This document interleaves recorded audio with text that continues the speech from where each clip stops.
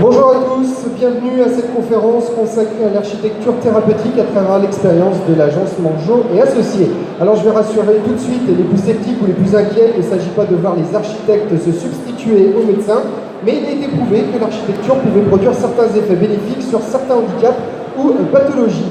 Si vous étiez là l'an passé sur le village des architectes, Victor Castro était venu nous expliquer le rôle majeur de l'architecture sur le bien-être des patients et son influence sur leur perception, leur réaction, leur comportement et leur rapport à la société. Alors c'est vrai en psychiatrie, mais également sur le secteur médico-social.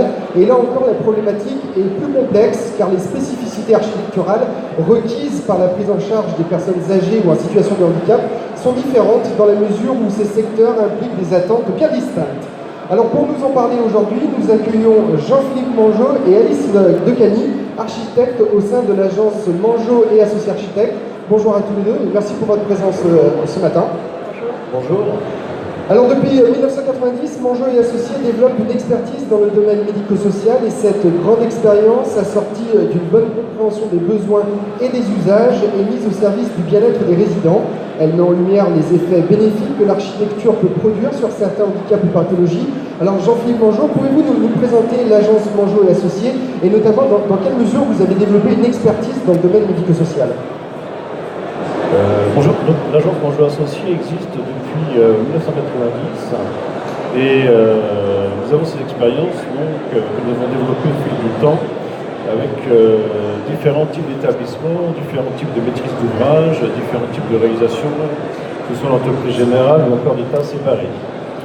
Ce qui est important dans notre agence, c'est de bien comprendre qu'on aime bien avoir une maîtrise totale du projet. Je parle de conception et de réalisation aussi. Ça veut dire qu'on va avoir une maîtrise complète avec des associations qui parfois n'ont pas l'expérience de construction. Donc on va pouvoir les aider à formaliser un programme, on va les aider aussi à faire des choix sur les intervenants extérieurs, mais aussi en phase chantier, on est capable aussi de faire des missions OPC et après de continuer jusqu'à la réception et l'année de parfait achèvement. Il faut savoir que donc, nos collaborateurs sont de jeunes architectes très impliqués et on tient dans notre agence à ce que justement chaque architecte ait la possibilité de suivre son projet du début à la fin. Et ça c'est important dans le mode d'exercice, c'est-à-dire qu'ils vont participer à la conception, ils vont suivre les appels d'offres, suivre le chantier et aussi participer à la réception et aussi parfait achèvement. Donc ça c'est très intéressant pour les jeunes architectes.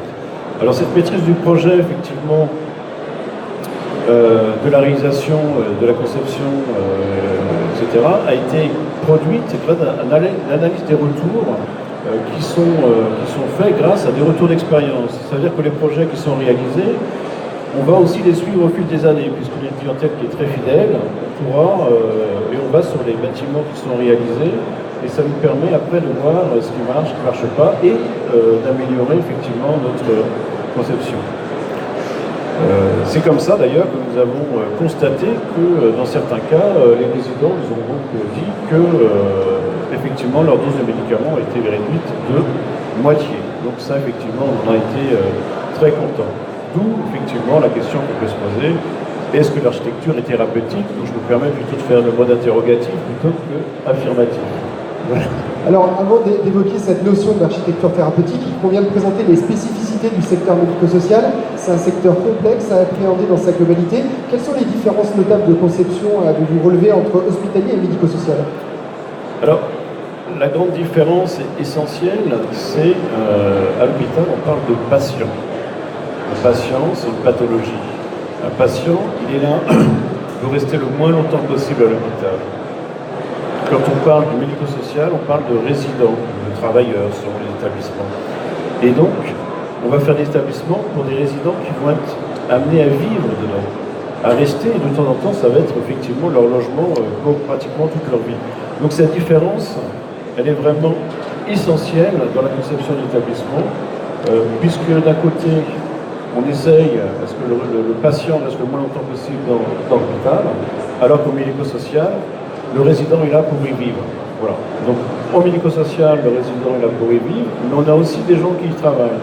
Donc il faut qu'on arrive à faire les deux, c'est-à-dire avoir le bien-être des résidents et aussi le confort du travail du personnel. Voilà, donc je dirais que la complexité est double, à la différence de l'hôpital, où on parle surtout de fonctionnement qui effectivement n'est pas simple non plus. Voilà. Alors, le fil rouge de la conférence reprend la notion d'architecture thérapeutique. Comment définiriez-vous ce terme? Alors, c'est un peu compliqué, l'architecture thérapeutique. Pour nous, c'est effectivement peut-être...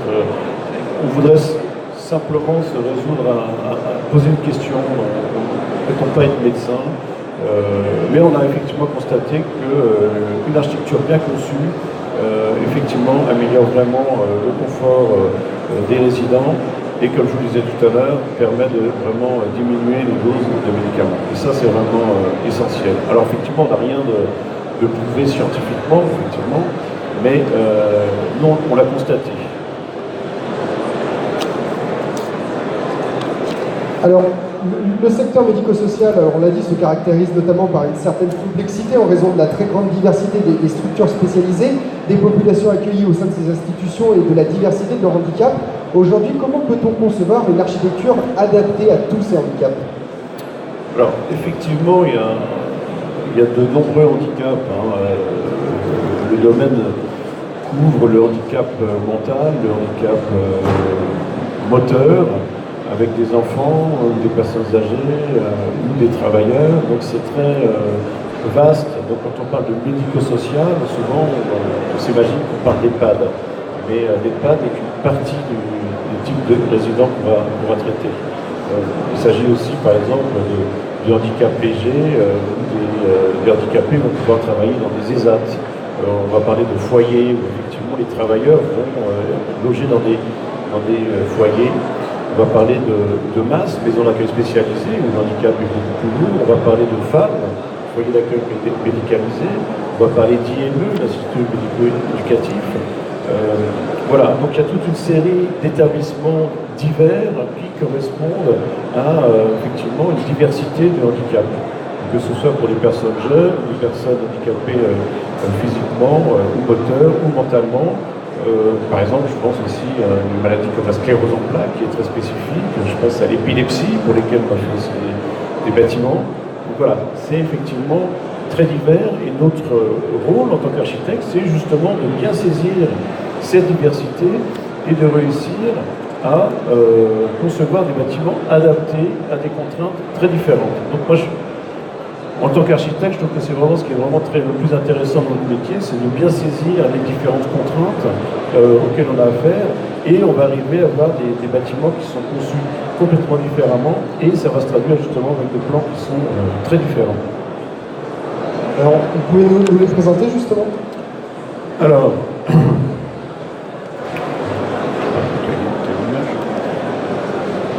voilà, donc là il y a des établissements avec hébergement ou sans hébergement. Donc quand on parle d'hébergement, on parle d'établissements type MAS, femmes, foyer. Donc là, on a le cas d'une architecture qui est justement un petit peu hospitalière. Donc vous connaissez les chambres, vous connaissez une circulation centrale.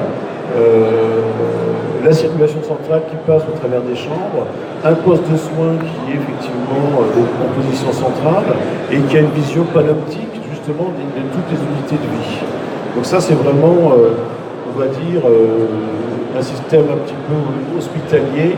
C'est vrai que c'est pas très courant, maintenant on fait des bâtiments, je dirais, un petit peu plus modernes et qui préservent plus l'intimité du résident qu'on va voir après sur certains cas. Donc là, on a un bâtiment qui reprend un petit peu cette idée-là, mais avec des unités de vie plus petites et des locaux communs qui sont en position centrale. Donc déjà, vous notez une meilleure intimité du résident. Il faut savoir que le résident, comme je disais tout à l'heure, a vraiment une chambre et il vit là. Donc il vit dans sa chambre et après, il va aller dans les espaces communs. Alors on voit des salles à manger, l'office, quelques locaux d'activité et après, il descendra, il montera pour aller dans les locaux d'activité communs.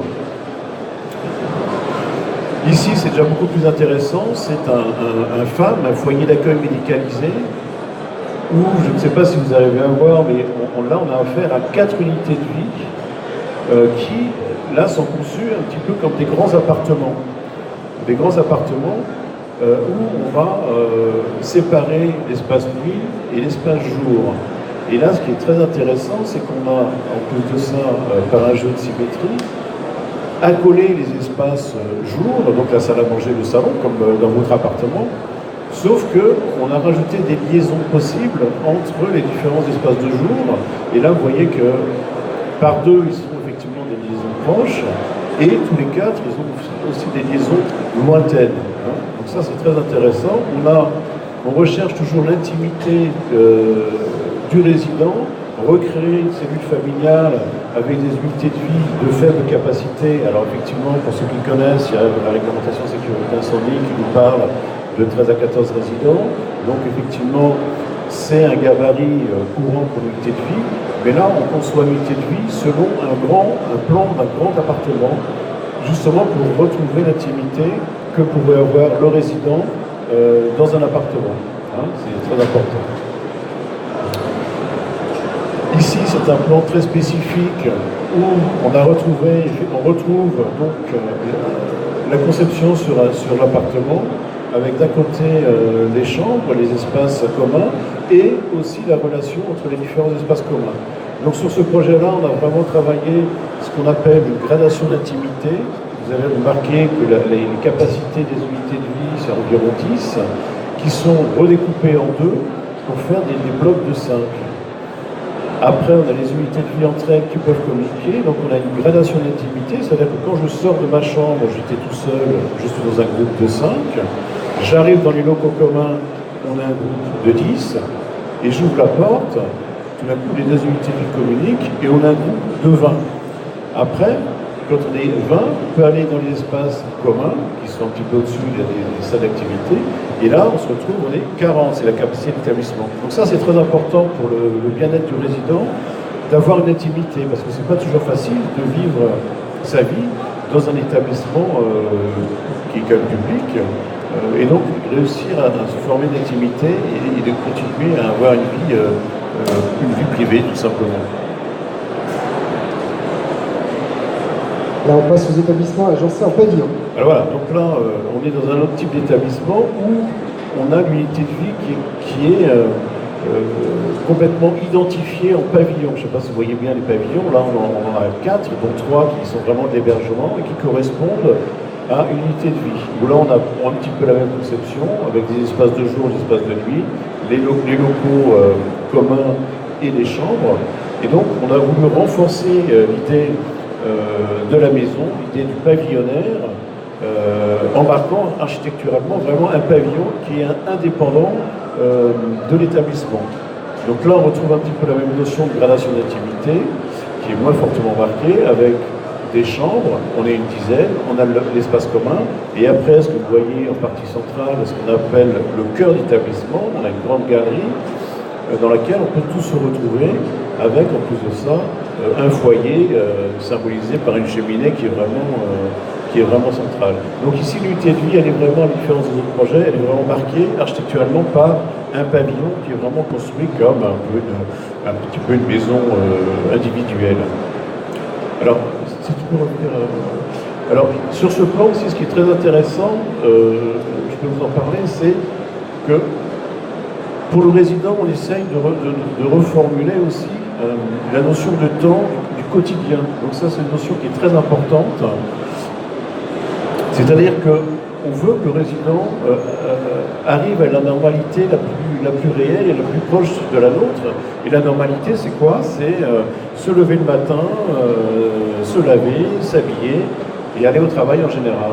Et donc c'est pour ça que vous voyez sur ce plan-là, on a un bâtiment qui est à droite, qui sont des locaux d'activité et qui sont justement éloignés du bâtiment, de l'établissement, et on sort justement pour retrouver cette idée de je me lève, je m'habille, la quotidienneté, et je sors pour aller travailler. Un petit peu comme vous et moi, c'est ce qu'on fait. Et donc ce qu'on veut, c'est pouvoir donner aux résidents ce sentiment de quotidienneté et surtout d'aller vers une normalité, puisqu'en fait, je ne sais pas si vous connaissez un petit peu le résident, mais voilà, il cherche toujours effectivement à être le plus normal possible, être un petit peu comme tout le monde. Voilà. Et ça, c'est cette notion d'activité en dehors, on va la trouver sur différents établissements. Ici, c'est un bâtiment qui est très intéressant parce qu'il est très particulier, où on a affaire, là, il faut parler effectivement du public, on a affaire à des résidents qui sont vieillissants. Donc là, on a des handicapés qui sont, disons, légers, mais qui en plus de ça sont vieillissants. Et c'est très intéressant parce que là, vous voyez que chaque chambre donne directement dans les espaces communs. Et ça a été une volonté très forte du maître d'ouvrage qui tenait à ce que tous les résidents aient une communication directe avec les espaces communs. C'est-à-dire d'avoir toujours cette intimité très forte et malheureusement aussi jusqu'à la fin de leur vie, puisque cet établissement-là, il est construit pour des personnes vieillissantes et donc malheureusement ils sont là jusqu'à la fin de vie. Et donc l'idée, ce qui nous a été demandé, c'est que si la personne est habitée dans sa chambre, pouvoir de garder un contact visuel, donc depuis son lit, il peut avoir une vision sur l'espace commun et un contact auditif. C'est-à-dire que je suis dans ma chambre, la porte est ouverte, je continue à entendre mes petits copains qui sont dans les espaces communs, qui sont en train de déjeuner, qui sont en train de faire des activités, voilà, qui peuvent venir me voir, etc. Donc on n'est pas isolé dans sa chambre, au bout du couloir, on n'est pas laissé tout seul. Voilà. Donc ça, c'est un projet qui est très très intéressant. Et donc là aussi, vous reconnaissez un petit peu l'architecture pavillonnaire, où on a la chance d'avoir des unités de vie qui sont de capacité très faible, hein, il y a une dizaine de résidents. Et vous voyez, chaque unité de vie est un pavillon qui est relié donc, par une circulation, et après d'autres pavillons dans lesquels on a l'infirmerie, on a l'accueil, un petit peu d'administration. Voilà. Et donc ça, c'est un projet qui est très fort et qui, en plus de ça, marche très très bien. Hein. On a des résidents qui sont heureux, il faut bien le dire, ils sont heureux dans cet établissement qui marche vraiment très très bien. Ensuite, les organisations des unités de vie. Oui, alors on va entrer plus dans le détail. Donc ici, c'est un petit peu l'exemple qu'on avait vu tout à l'heure, où vous voyez qu'on a effectivement donc on a des chambres. Là, on a des salles de bain. Dans certains cas, on a des salles de bain communes et des salles de bain individuelles, et puis quelques locaux communs. Donc il faut bien savoir que dans chaque chambre, on a aussi des dispositifs à respecter, c'est-à-dire qu'on essaye toujours, même dans la chambre, de respecter un coin nuit et un coin jour. Donc ça, c'est important pour la vie du résident, comme je vous ai dit tout à l'heure, c'est son intimité. Donc le résident, il faut qu'il recrée, en fait, comme vous dans votre appartement, il faut qu'il recrée un petit peu sa zone de nuit, un petit peu sa zone de jour.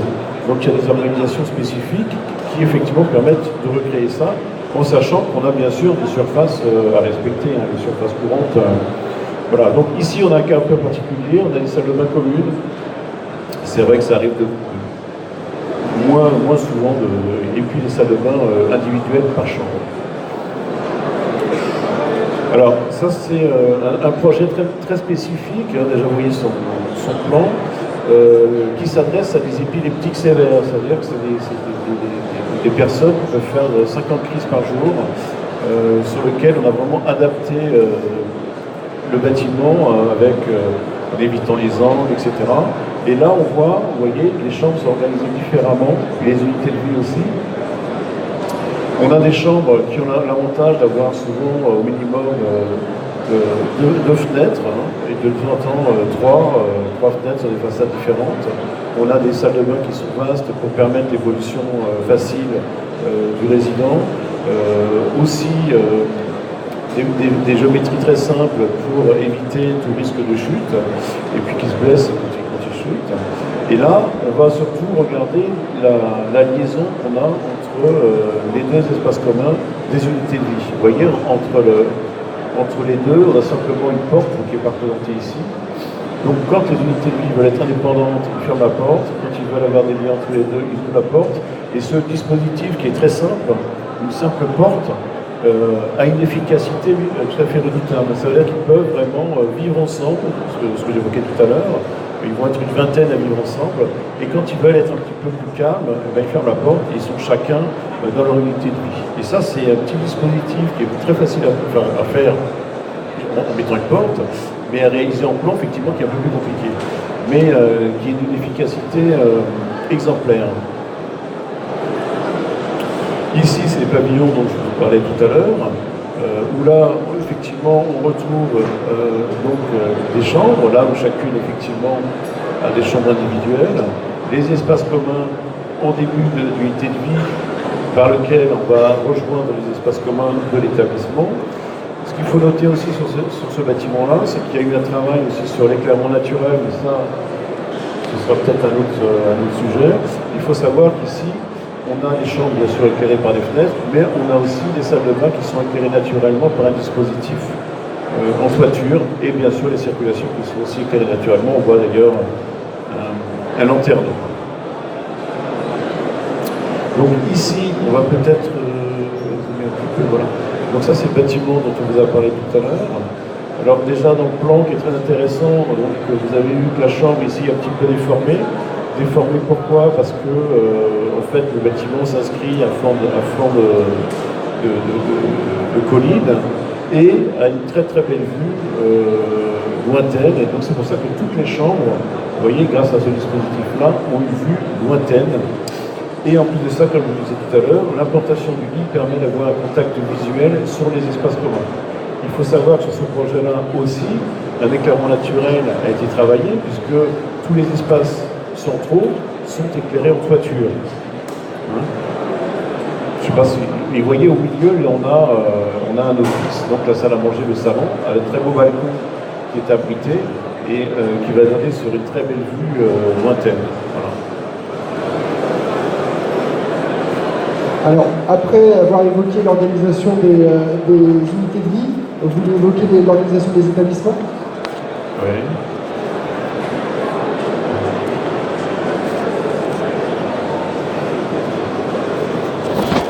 Alors, justement, c'est un petit peu ce qu'on disait tout à l'heure. Donc, il y a différents types de handicap qui, en fonction de leur niveau de handicap, se traduisent par différents types d'établissements. Donc, je les ai un petit peu évoqués tout à l'heure. Donc là, on parle d'un établissement très spécifique qui s'adresse à des épileptiques lourds, dont je vous parlais tout à l'heure.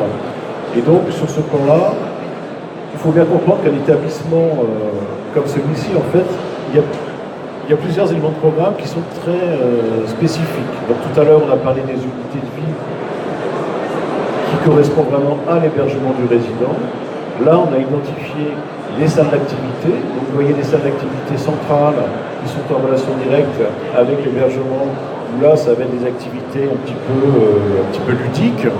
Et puis, l'autre salle d'activité en haut à gauche, c'est le dispositif dont je vous ai parlé tout à l'heure, qui effectivement, vous voyez, contraint le résident à sortir, alors il a une découverte un petit peu, à sortir et aller dans ces salles d'activité qui au départ étaient destinées à faire de la sous-traitance. Alors je ne sais pas, pour ceux qui connaissent un petit peu ce monde du handicap, les activités sous-traitance, c'est ce qui se passe dans les ESAT, etc. Donc là, il y avait une possibilité d'avoir une activité comme celle-ci.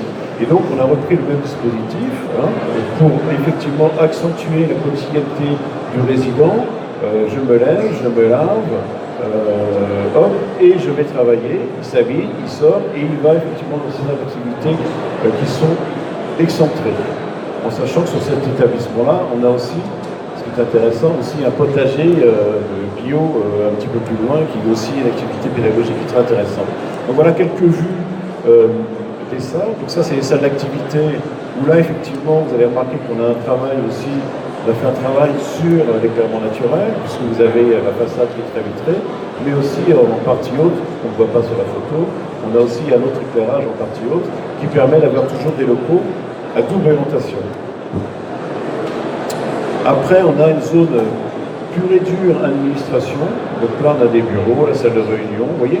Et dans cet établissement-là, si vous pouvez venir au plan, dans cet établissement-là, vous voyez, chaque élément de programme est traduit par un bâtiment. C'est-à-dire qu'on va avoir l'hébergement, les salles d'activité. Là, ce qu'on a identifié, c'est l'administration. À droite, on va voir la logistique pure et dure, avec vraiment que la cuisine.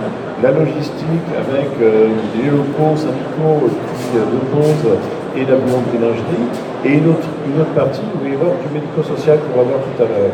Et ce qu'il faut savoir, c'est qu'à chaque type de programme, on a aussi des prestations qui sont très particulières. Hein, c'est-à-dire que par exemple, là on a une balnéothérapie, on va avoir des prestations très particulières. En cuisine, on va aussi avoir des prestations très particulières qui n'ont rien à voir avec l'administration. Donc là on a quelques vues. Donc ça c'est la salle de réunion de la zone administration. Avec, remarquez aussi sur la photo, là, on voit bien encore le système de double éclairement naturel, hein, avec une façade vitrée et des châssis en hauteur, qui vous donnent effectivement une qualité de lumière, je pense, assez qualitative.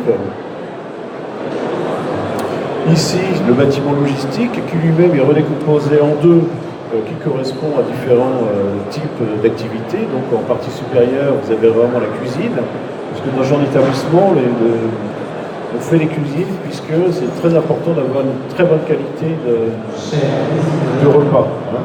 Donc les repas sont fabriqués sur place. Ici, les emprises d'hébergement qu'on a vu tout à l'heure. Voilà, l'exemple d'une chambre, je vous parlais tout à l'heure d'une chambre qui a au moins des fenêtres sur 2 façades. Pour certains cas, c'est sur 3 façades. Donc il y a des chambres qui sont quand même très agréables. Je pense que c'est au niveau hôtelier. Hein.